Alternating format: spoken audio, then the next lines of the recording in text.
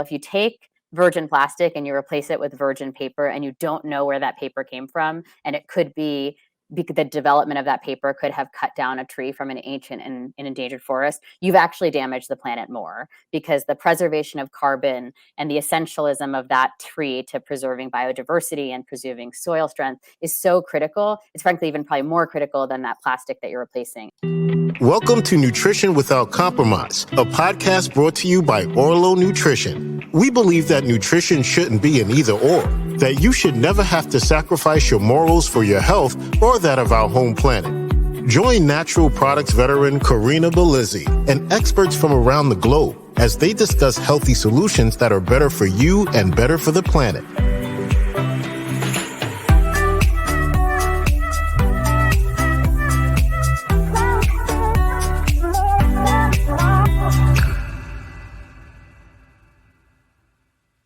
Thanks for joining me today for another discussion around nutrition and health without compromise. Have you thought about the imprint that you leave on this earth, about the waste you generate as you procure your food and buy products? Sure, some of them are recyclable, but is this its first life, second life? Will it have a renewed use after it's completed its mission in your hands? These days, recyclability often comes into question, with many technically recyclable plastics finding no new home at all and no second life at all. Trash litters our highways. It litters our trailheads, our creek beds, and even our oceans. So what are we to do? Where should the responsibility really lie?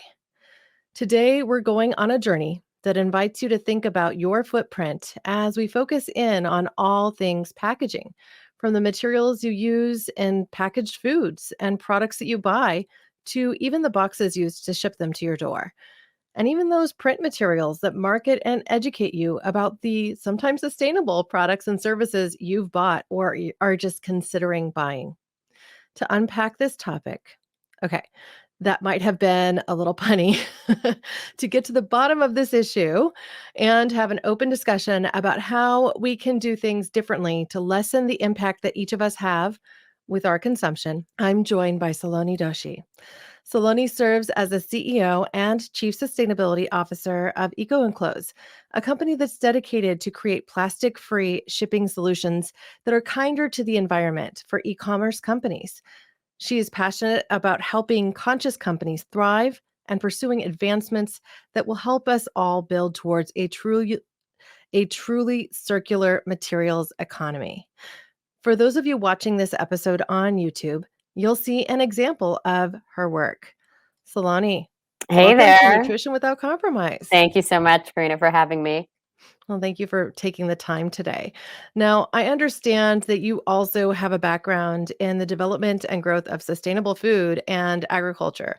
What led you from that path as the managing director of New Venture Advisors to this journey with EcoEnclose? Yeah, great question.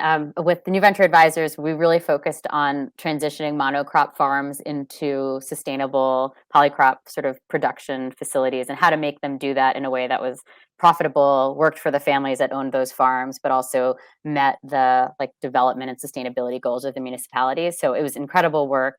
I really targeted it. I mean, I love agriculture, but I'm not an expert in agriculture itself. I'm an expert in business. And so I did that work really of how do you make this viable, so that, because people get so scared, they're like, I know exactly how much I'm going to make from corn, but I don't know how much I'm going to make from this, the sustainable farm. So that was my role there. I loved the work. And then about 8 years ago, my husband and I actually started, or my husband more was like, I'm interested in buying a business. And so when EcoEnclose came across our lens, it was tiny. It was about 4 people and 1 product line at the time, started by a woman in Colorado. And when we met her, and I just realized, what is EcoEnclose all about? It is sustainable packaging, but also serving some of the most progressive, forward-thinking e-commerce, sustainability-minded brands in the world.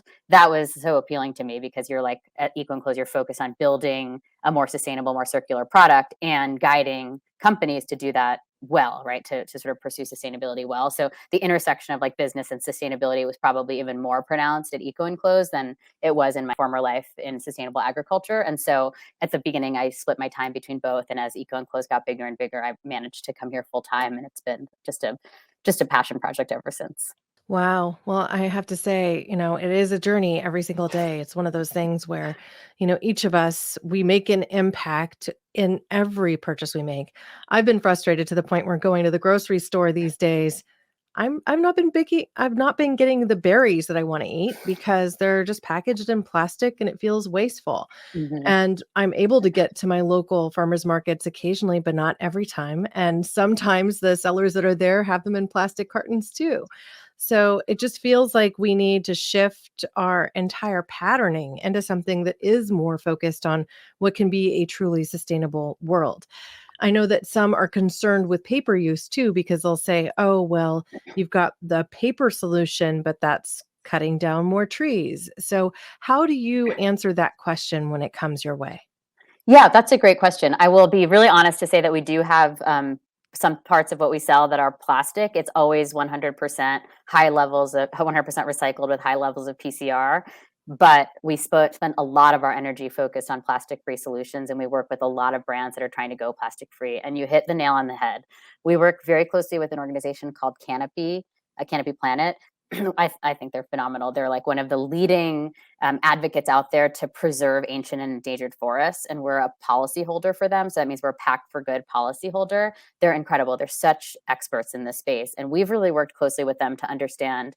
Okay, well, if you take virgin plastic and you replace it with virgin paper, and you don't know where that paper came from, and it could be the development of that paper could have cut down a tree from an ancient and endangered forest, you've actually damaged the planet more because the preservation of carbon and the essentialism of that tree to preserving biodiversity and preserving soil strength is so critical. It's frankly even probably more critical than that plastic that you're replacing. And so working with them, we've really focused on, okay, what does circular paper mean? And so for Mhm. us, it means a couple things. First and foremost, 100% recycled wherever possible with very high levels of post-consumer waste. So the vast majority of our paper packaging is made with that level of recycled content.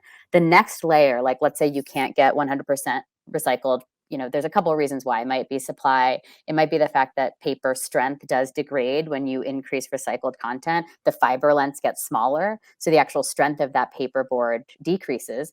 In a lot of situations, it doesn't matter, but let's say it really matters to you in this instance. The next layer is what they call next generation fibers. And next generation fibers are basically fibers that come from agricultural waste. So if you're growing a bunch of hemp to make, a CBD product or something like that, can the waste fibers from that production be put into paper? It's a growing space, so there's not a lot of capacity or supply available, but it's something we're driving towards quite a bit. If for some reason that doesn't work, then you start looking at interesting on-purpose crops like miscanthus is an interesting grass that has very long fibers, and when you grow this grass, it actually fixes carbon into the soil, so it's a great crop to grow. That's not available, then the next is to get certified sustainable virgin forest wood that doesn't come from ancient and endangered forests. And I feel like some people are like, you talk about this so much, Saloni, but it's like the world is moving from plastic to paper. It is impossible to get paper right now, and people are not spending nearly enough time being thoughtful about the source of that paper, and it's really starting to put pressure on the forests that we need to preserve. Like, it's so essential to me that we preserve these forests long term for Oh, the I'm future of our in planet. the complete same camp with you, but I also understand that we've just introduced several topics all in one with this paper Yes, question. yes, So exactly. I want to go to a couple of examples to help Yeah. people understand. For one, I've heard, and I've actually used this solution with print materials in the past, sugarcane as an option for a recyclable and also less intensive unit within this paper world.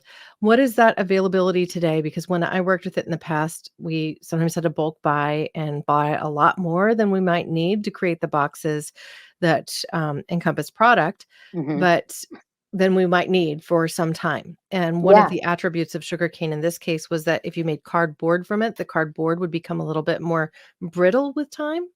So I wondered if that is something that you're looking at and other grasses, because sugar cane is essentially like a grass. Yeah. How would you say these stack up in Yeah. their I love that durability and question. use? I love that question. Again, I'm just gonna give a nod to Canopy Paper. They have a bunch of position statements on the different types of non-tree inputs to sort of offset trees for paper. They do Mhm. great work. They talk a lot about bagasse as being an interesting alternative However, a recognition that the way that sugarcane is grown in most of the world is actually pretty detrimental to soils.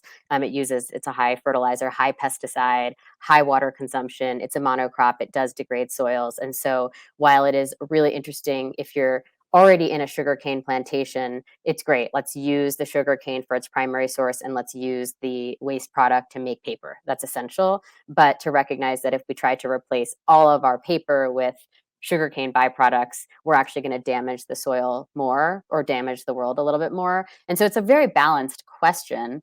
I'll give you a little bit of like what I think is the hierarchy, I guess, of these non-tree based inputs. But this is, again, canopy paper does a little bit of a better job. We look first at like sort of carbon fixing crops that are used for a primary purpose, and then their waste product can go into paper. I mentioned hemp. Flax could also be a really good example of this, where people are using it, growing it, and hemp in particular, it's low water use, it does fix carbon into the soil, and then it's used to make all of these interesting products today worldwide. Not as much in the US, you don't have access to hemp as much, but worldwide you have a lot of good access to hemp, and then that waste product can go into paper. In the US, we do a lot of wheat, so we produce a lot of wheat.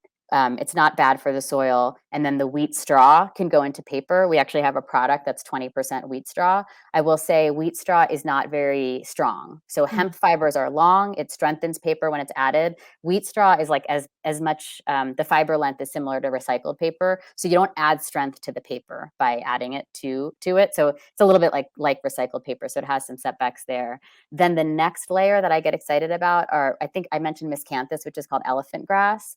And there's something in this country called hexus. It's like a engineered plant. These things grow like sugarcane, like weeds almost, but they're really, they do fix carbon into the soil, and the entire plant becomes the tree paper. That's sort of your next level. And then I put sugarcane in the same place where I put bamboo. I think sugarcane and bamboo, they're both interesting additions to paper, but we want to tread carefully because the production of these products can can divert forests. You can be cutting down forests to make these products. You could be degrading soils by making these products. So I think they're still much better than a tree that is made that could be from an old growth forest or an ancient and endangered forest. But certainly there are potentially other things to look for first. And it's all a balance, right? You're trying to figure out like what's the mix of fibers that we can get into the fiber basket of the paper that we use that's really good. But we can't rely on any one, because if we rely on any one, then we're going to degrade our planet by like monocropping that one. So we're just trying to figure out what's the right sort of pie and how do we split the pie up against all of the different inputs. Right. And as paper, when you talked earlier about the fact that taking in one of those old growth trees could be more detrimental than using plastic, I think it's not necessarily a popular discussion in pretty much any community because we just want it to be cut and dry, simple, right? Like Yeah, yeah, plastic bad, paper better. yeah. But the reality is that there are companies out there that are even making toilet paper now from bamboo and saying that it's more sustainable and a better solution to the toilet paper that we would get from a tree. So, I mean, I know this is outside of what you do, but what would your view be on that viewpoint? Yeah, I don't personally yet buy bamboo toilet paper. I love what the mission of those companies are trying to do because I think it's trying to start a conversation. I just like love how you said it, which is like people want a silver bullet solution. And I get a little nervous when any company comes out and says like their input into a product is like cut and dried, perfect and better than any, or cut and dried perfect, because then I Mhm. think it maybe teaches consumers the wrong messaging. And so I will say that my team sometimes yells at me because they're like, why do you make things so complicated? Like you put so much content and nobody can like sort through the content. They just want simple answers. But I think you know very well, like working in this space, like there's no simple answers in sustainability. And the only way to make good decisions is to like get into the nuance and the complexity and then make what ultimately are hard decisions. Because right now, no decision is perfect. I'm hopeful. I'm a dreamer. So I'm hoping in 10, 20 years, like, can we find materials whose production is actually net positive for the planet and use those to make some of our single use packaging? Like, that's my dream, but we're not there yet. So you've got to first say, like, every product that we produce, every packaging that we produce is a net bad for the planet. But how can we lessen the bad as much as possible? And we sort of got to compare and contrast, use data, and then pick the thing that we think best embodies and builds towards the future that we want to get to. So not a great answer, I guess. Well, but it's I'll less say bad. like, yeah, And less yeah, we bad got has to got to be use, yeah, better, right? we got to So, use data. So I would much rather my toilet paper come from recycled paper than bamboo. If somebody came to me and said, well, there's not enough recycled paper in the world, I'd say, well, let's use our wheat straw for that. Then let's do all of these things before we get to bamboo. And if we accidentally tell everybody bamboo is the answer, then we're going to make some bad decisions as a world. And so it's like, how do we get through the nuance there? wow. Well, I thought the bamboo people had it nailed, but I've also seen hemp toilet paper. Yes, So, yes. you Yeah, know, I mean, there's, that's it. The fiber basket, everybody who's growing the fiber basket without demonizing another material, I think is doing justice to the work we're trying to build towards. yeah, I think that's a great way to put it. Now, you've also made some innovative steps within what you're doing as a company. I know that, for instance, in the build of the Orlo brand, we worked with you to design our shipper, which I'll hold up now for those that are in That one the too. YouTube channel, right? So you've got it there too, yeah, Yes. but, we printed this with algae ink, and this was part of the reason that we chose to come to you because we were ultimately thinking, "Heck, we're an algae company. If we can print with algae ink, we're creating more of that circular economy as well, even from the algae space, because we're taking waste stream algae from the nutrition category, so the algae is already grown for food. This is a secondary product that replaces a petrochemical. So not oil-based, right? Not kind of leaning into this toxic potential material. So we chose to work with post-consumer recycled, and I know that that may not be the best solution for some boxes, but because we kept this box Mhm. small and because it has so many turns to it, so to speak, that adds to the structural integrity of it. I think it came out beautifully, and our customers have been raving about it. So, Love it so overall, I much. think it came through really, really well.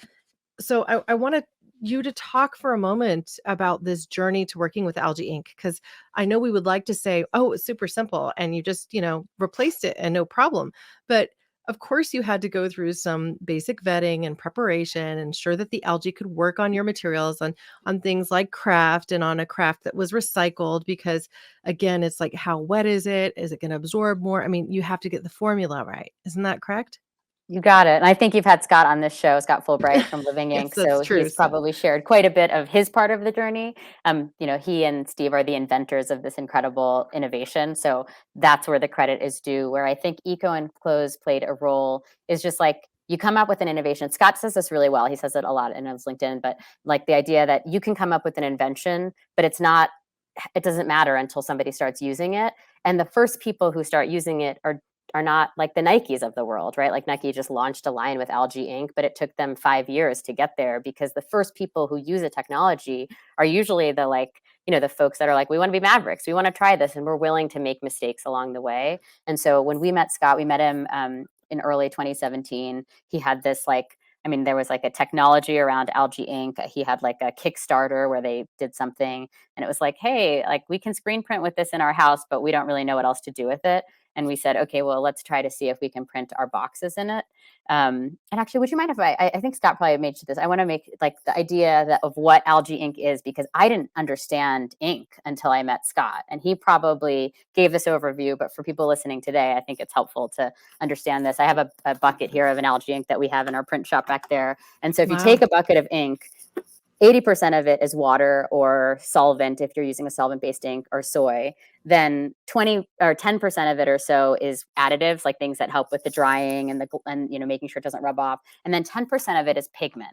And so a lot of people think, oh, water-based ink is sustainable, but in most water-based ink, the pigment is still a petrochemical or a non-renewable resource. And so that pigment, if it's black, carbon black is made from burning petroleum. And basically, this is simplification, but the ashes become the pigment for carbon black. That's the type of black we use all the time. And so what Scott and Steve did at Living Ink is they said, okay, can we make that pigment out of algae cells? And as you said, waste algae cells from an algae production facility that was used for something else. So what they ended up inventing was an ink that, because the pigment is made from algae cells, a typical bucket of that ink is actually sequestering carbon. Like the carbon goes into those algae cells and is sequestered into the ink. So a bucket of algae ink sequesters the same amount of carbon as the planting of 4 trees. So it's just a really cool technology. We hear this story and we're like, okay, we got to figure out how to use it. And Scott's like, we're not ready to 2017, we're not ready to use it yet. And we're like, come on down. We've got a flexographic printer in the house. Just bring it. And, I remember the early runs. It was like, it's foaming, like all these things that you would know if you're a printer, like it's foaming, it's not drying, it's like just not working very well. But in that same time, we started talking about algae. We had a couple customers were like, let's just figure out how to use it for my box. One of them, I have a Bedrock box here. One of them was Bedrock sandals. And they became the first customer that was like, just figure it out and try to use algae ink on my boxes. And the first iteration, and then Scott would keep going back and iterate. We'd say, it's foaming, it's not drying, it's whatever. And he would change the formulation. But early on, we had Bedrock that was like, print with my algae ink. And so early on, we had to do like 50% algae ink, 50% standard ink blend in our ink well. And then over time, we got it to 70%, then 80%. And, a year later, we were at 100% algae ink. And the ink that they came up with over time was spectacular. It's like velvety and beautiful. Like I think the pigment's even better than a standard black, but it took, a year of that iteration. Then you have a shirt right there. Then I they were do. like, And now okay, they can even print it on a they can t-shirt. This screen is the print. Orlo Yes. shirt. I mean, this is mine. So it's, been wandered a few Wow. times, but it's still very It's black. beautiful. I mean, printed on front and back. And similar to your company, Farm Fresh in California had to Yes, do their innovation on their end and exactly. make sure they could make it work and print well on textiles, be as good as what they would traditionally screen print with, and launder as well and stay. So I was Exactly. so impressed with just the ability of them to get to this point where the black in this shirt is as black or more black It's beautiful. than Yeah. other prints that I have that have been laundered around the same number of times. I'm sure you wear that So one a lot. So yeah, and it's like one of those things where even the CEO, Ohad Bashan of Vaxa Technologies, he said, look, if you want to work with this algae ink, you've got to prove to me that it's going to be good enough, because if we're yeah, going to sell it or use it to market our products, we have to know. And so I ordered a sample and I laundered that so many times because I just wanted to verify, is this going to work? yeah. And similarly, I'd seen some samples from you guys that you'd printed with the algae ink and they came out really nicely. When you're going for a craft look, when you're understanding that you want it to be an eco play and you're leaning into that, being able to tell that story full Yeah. circle, I think is really important. Yeah, I mean, you guys do such a good job messaging it, right? It's like if somebody is like, I just want a black that's exactly like the black I normally print with, but use algae, you're probably going to be able to get there. But that's not that's not why to use algae, right? Use algae, tell your story, make your whole brand sort of align together around sustainability, and then your customers love it. And Mhm. you help to pave the way for, more companies for algae, right? The dream of living ink is like, I mean, there's so much black ink in the world. Like, can we replace all of that black ink with ink that's not coming from fossil fuels, but pigments that are coming from algae cells or other renewable technologies? And And then get to the point where the black in my coffee cup, which this exactly. one I will show just because it is a commitment to my sustainability. I've had this cup for a very long time. It's beat to hell. Yes. And I have literally traveled with it over the entire planet from Australia to Europe. And I bring it with me, but it is black. It's So what is black. it colored Exactly. with? And, they're getting into makeup. So it's like mascara and Mhm. eyeliner. Like, you look around, once you start thinking about ink, you're like, oh, everything's black. It's either black dye or black, it's carbon black in some capacity. So Right. we can And we replace got it all pretty with, deeply into that. I want to talk for a moment about what point, when it gets to these cardboard pieces, like this is post-consumer recycled, 100% post-consumer recycled. Now, how many lives can it live past this moment? Because the fibers have gotten rather short. Is this in its last life, or do you just continue to send it through to recycling and see what happens? yeah, that's a really good question. Typically they say paper has, with our current de-inking technologies, like 5 to 7 lives. And so certainly there are many more lives available to this. What if it's in a corrugate of any capacity, it is a high enough quality to be recycled into something interesting in its next life. So I'm making this up a little bit because it all depends on what MRF and who they're selling to, but it's like you get high quality virgin corrugate, it gets turned into maybe like a 30% recycled corrugate, then maybe the next life it's 100% recycled, then it could become like a cereal box, like a paperboard cereal Mm. box. Then it can become, a sort of thin sheet of paper or a toilet paper or something like that. And eventually it sort of degrades down the line where things like paper towels, toilet paper, tissue paper become harder to recycle. And what is great about paper is that it is naturally biodegradable. So its ultimate life could be the compost long term. But the Yeah. idea is like, how do we get it through those 5 to 7 lives before it ends up being composted? Right. Well, I have actually added mine as weed barrier in my Oh, garden. that's And perfect. so, That's perfect. I was thinking in this particular case, because of the fact that it's algae ink and not petrochemicals, that I wouldn't mind putting it in my strawberry bed, as a for example, to keep the weeds at bay and just have it underneath the bark layer. And then that would enable me to keep more moisture in, especially during these hot summer months, without using a plastic based Yeah, type material like the weed fabric that they would sell at the garden center. So love that's kind that. of where I am right now. Just like, if it doesn't leave my door and doesn't get into this recycle mode, how can I repurpose it in my home? We also compost. So we need brown material in the compost. So Yeah. sometimes we'll tear up some papers like that are not bleached to be part of that cycle.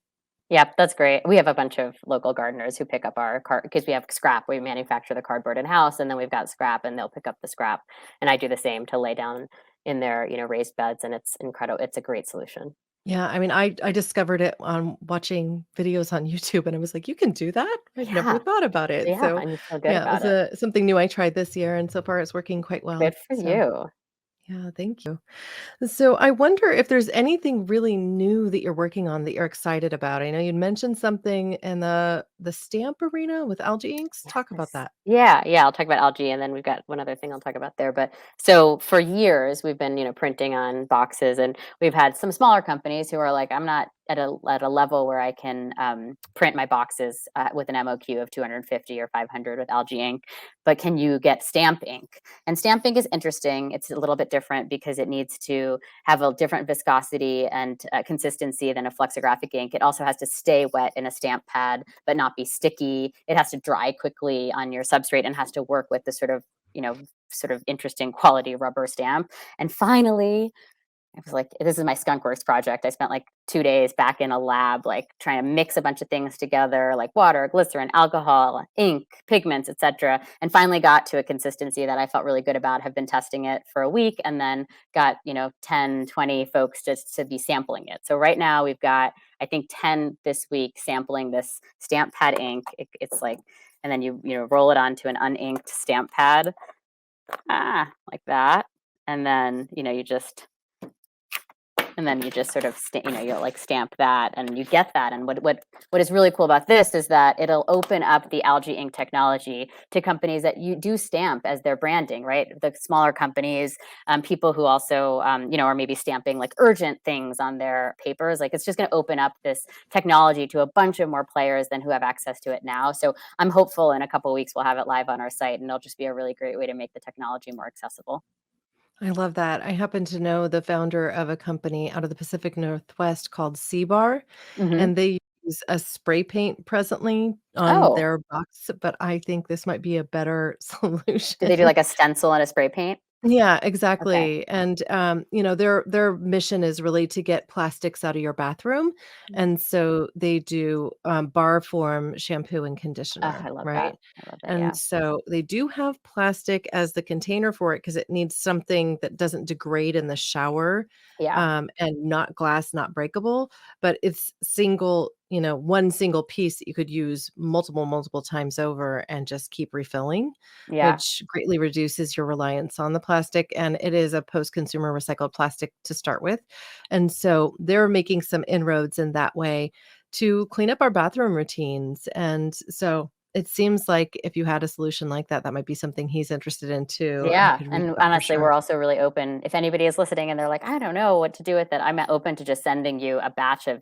ink that you might formulate and sort of add water, and I can tell you what things to add to because different applications need different sort of consistencies, so I'm Well, very and you open could to. even use a roller over a stencil to do something like Exactly. that. So if you're able to put ink on a roller on a pad to stamp with, you could equally, probably easily just roll it onto a stencil and leave that mark. Exactly. That's Exactly. really So interesting. Wow.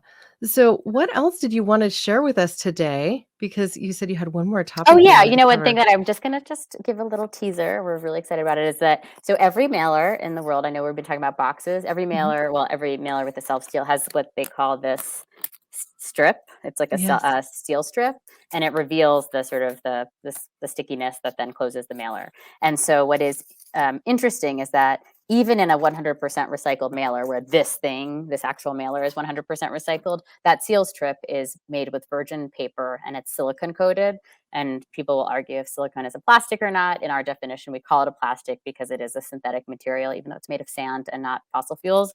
But it has a silicone coating on it that renders it, not plastic free in our mind and also not recyclable or compostable. And we are like this close to getting a zero waste line, or what we call zero waste liner, as that seal strip. So now, if that's the case, it would be 100% recycled seal strip with no silicone coating, just a UV coating, where that paper is then 100% recycled, curbside recyclable, and compostable if the dimensions of it don't allow you to recycle it in your own recycler. So it seems like a small thing, but I'm very excited because now the whole product that we sell will sort of live up to more of our ideals of circularity. And it's been like a dream of ours for a long time to get this to happen. Well, building a circular business is not a simple feat. I mean, you just revealed one simple thing that Yeah. could seem rather easy. I mean, in your home, you could tear that portion off and put it in the recycler, but how many people are going to do that? And one of the challenges that recyclers face is that consumers don't know these things because it's hard to know everything. Yeah. You put it in the recycle bin because you think it's recyclable, and then it just gets disposed of. And often it contaminates other materials in your recycle bin that would otherwise be recyclable, and therefore the whole batch kind of gets ruined, so Exactly. to speak. Exactly. So I know that there are different municipalities tackling that in different ways. In some cases, it's mailers to your door to educate you about it. But in the case of my mother in law's home in San Jose, my in laws, they just received brand new garbage bins that are the big old kind. They used to have the small one. They're like, well, Hmm. they want us to put everything that has ever touched food into the garbage. Oh, interesting. And they're making that draconian line in the sand in Silicon Valley, this very progressive place, because of the fact that there was so much inordinate recycling happening in the Yeah. area of materials that were not truly recyclable or that couldn't be processed at the local recycler. And so I think we really need to shift our thinking into the things that we put in our bins are ultimately waste leaving our home, whether or not it's leaving as a second life Mhm. or its final destination being in the landfill, that it's all waste. And so if we can work to reduce that waste and to create as many circular economies of scale as possible, where these things are reborn and they have a new life, so it's cradle to cradle and not just cradle to grave, then we'll be in a better spot. So at least that's my thinking, and I Yeah. think you're on board with that Yeah. as I well. mean, I think plastic free July is an interesting time, I'm sure, for all of us, but it's a lot about like plastic. Everybody's anti plastic, and I totally get that. But I think you hit the nail on the head where it's like we just got to be thinking about how do we minimize single use? And how do And, we minimize our waste? How much exactly, stuff goes in exactly, that garbage bin? I mean, exactly. and if your recycle bin is also technically garbage, how do we reduce that? Yeah. I mean, if you think about how they handle things in much of Europe, the soda bottles you get are all glass, not plastic in many places. And then they are not put in the recycle bin. They're taken back to the grocer and they will refill them. So it's kind of like the old Coke bottle method Yeah. of the where, I mean, you may remember them, those thick glass Coke bottles or Yeah. the milk bottles that are reusable. That's how we get our milk now in our home, and I go to the grocer and I get my rebate back, and then I buy the new one each time. And so it's reducing our reliance on these things that even if they are multi-day use are essentially one time into your home and then out in the Yeah. garbage. I love that because then you don't have to recycle it. You're just using the item as it is. And I'm hopeful that these EPR legislations that are, we just passed one in Colorado. I'm very proud of having that have happened here. But if we can have more of them happen nationwide, could we get back to some of these, I would say, common sense ways to think about our packaging? Yeah, tell us more about that because I had not heard what just passed in Colorado. Yeah, yeah. Extended producer responsibility is sort of a trend sweeping the nation, but only has been successful in a couple places. Maine, Washington, and now Colorado. And the idea is that producers, so brands and packaging providers, and then the brands that buy from those packaging providers have to be held accountable to the waste management of the packaging and products that they produce. And so it takes different forms. The general idea is that like an organization is identified and producers have to fund that organization. And then that organization has two parts. One is maximizing education and access to responsible waste stream collecting, so recycling and composting, and making sure everybody in the state has free access and knows how to do it. And then the second is just enhancing and improving the recycling facilities and the recycling supply chain in the state, and getting brands to use more PCR, right? Like all of the things that help to build a circular economy. And brands and consumers can only do so much. At some point, you need some sort of legislative action that incentivizes all of us to work and row together. And so that's sort of what this EPR legislation is doing. There's been like a dozen or so bills that haven't passed nationwide, but they always say that the most successful way to get a bill to pass is to have it fail one year, and then over time it passes. So I'm hopeful that in 5 to 10 years, it's a much more of a standard protocol in this country. It is very popular in Europe and Canada already. Yeah, well, we'll get there. And Yes. if we have anything to do with it here at Orlo, I mean, I think creating a shipper that operates ultimately as a refillable bottle and something that you use multiple times, and then having the pouches in a post-consumer recycled plastic with a touch of virgin plastic touching the soft gels because that's a requirement of the FDA. But ultimately creating a pouch that is recyclable as opposed to some of those that are plastic on the inside and paper on the outside. They look good, they look the part of eco, but they aren't Yeah. recyclable, and Yeah. therefore they can't have another life after that moment. So Yeah. I think we need to also, as consumers, be thinking about these things, and how do we then contribute to the passage of a law like that so that we can have some, well, they're more mindful waste usage around the globe, and not just giving up and shifting to a larger trash can because your local community can't figure Yes. something out. Yes. Yes. Well I said. was a little Very well disheartened, said. obviously. Very disheartened. We can do better. I'm pleased to say we haven't had to do that in Boulder County yet, but I can, you also feel for those folks trying to deal with your recycling. And it's like, if people are going to wish cycle instead of properly recycle, like what else are they going to do? So I think this legislation can help get us to a better place. Yeah, I did see a video of somebody at a recycle center showing things that were wish cycling, and there was everything from, like, umbrellas to CDs. And bowling balls. Waste Management has said that they get like an insane amount of bowling balls. Like, what are you It's doing? just ridiculous. Exactly. Wow. Well, if, as we prepare to wrap, I would love to know, what is your favorite meal, and what does nutrition Oh, without wow. compromise mean to you? Yeah. Oh God. I'm gonna say something a little bit dorky, which is my favorite meal is that every morning my husband makes like a kale smoothie, which is like kale from our garden, berries, and like some peanut butter and stuff. And that meal is my favorite thing because it like just is it's an act of generosity because he doesn't usually make prepared meals, but it's the one thing he prepares for me every day, and it really I think why I love it, especially at this time of year, is that 80% of what goes in that blender is grown, in my home or around my home, and I love That's that beautiful, part I of love it. that. And then so I think that it's the idea that somebody has prepared something for me, like thinking about my own health and wellness and how my day is going to go, that it comes from my home. And then I just think meals like that to start your day off on this great, it sort of prepares you emotionally to have just a wonderful day and to be like stepping the right foot forward as you start, what could be a really hectic day. So I think those are some of the elements that really are core to what I think about with like, yeah, nutrition without compromise. That's beautiful because it's a thankful moment for you too. You're Exactly. appreciating your partner, you're appreciating your garden, and you get to have a great energy lift to your morning that is both natural and healthy. So Exactly. that's beautiful. Exactly. Thank you so much for sharing that, Saloni. Thank you for asking a great question. Now, listen, I want to just wrap quickly, but before I do, can I ask you a final question? Of course.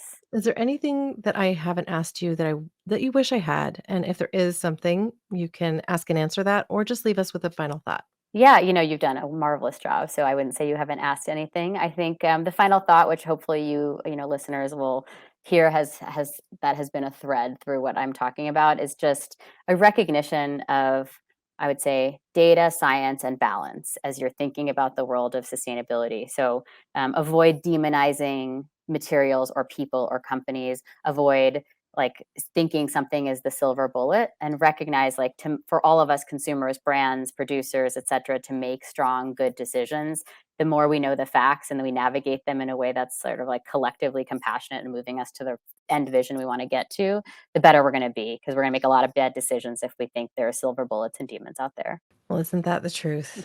Well, thank you again so much for joining me. Thank you, everyone, for joining us today for this discussion. And I hope as you move into your daily life that you'll think a little bit more about the packaging choices that you make and even those shipments that you get from Amazon or other e-commerce providers. If you're not happy with how they ship you something, reach out to them and tell them. There is no better act than that to simply push these makers to change. They could be choosing something more mindful, less plastic based. And ultimately, you can vote with your dollars and choose to purchase from companies that are making those choices already. I encourage you to check out EcoEnclose. You can go to their website at ecoenclose.com. And Saloni Doshi is also present on LinkedIn. You can chat with her there. She's quite responsive and ultimately is working every day to try and make our world a little bit of a better place with more circular options for packaging and for shipping. Thank you for visiting us today, for thinking about what nutrition without compromise means to you. And with that, I simply want to raise a glass of my coffee and say, here's to your health. Thanks for listening to Nutrition Without Compromise. To make sure you never miss an episode, subscribe, rate, and review wherever you listen to podcasts. If you'd like to learn more, visit orlonutrition.com and join our mailing list. You'll gain access to complete show notes, features, and informative blogs, because nutrition shouldn't be an either or.